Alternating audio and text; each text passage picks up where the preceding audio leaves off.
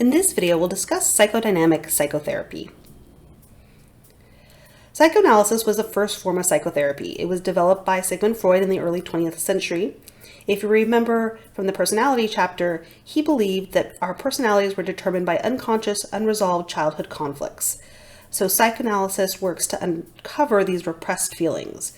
So the psychodynamic psychotherapy approach is a talk therapy that's based on the belief that our unconscious childhood conflicts are going to impact our behavior. And here we see an individual laying on the couch, and that's typically what we think of when we think of therapy and psychoanalysis because of Hollywood. In today's world of therapy, typically the patient and the therapist would be sitting in chairs, most likely facing each other. Now, psychoanalysis is less popular today, but Freud's perspective has been expanded upon by incorporating modern theories and methodologies. And so it is still one of the perspectives that many therapists will utilize to approach therapy.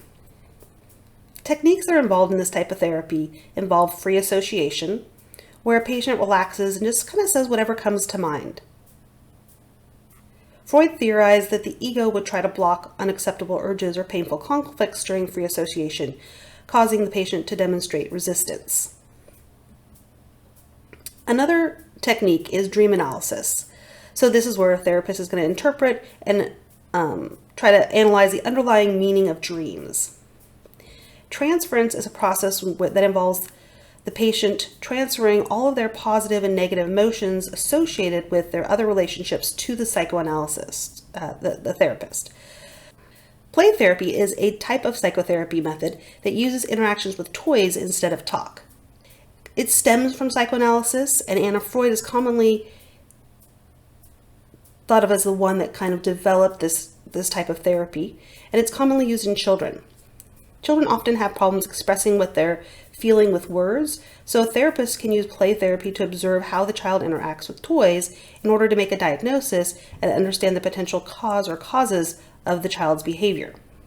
So it's used to help clients prevent or resolve psychosocial difficulties and achieve optimal growth.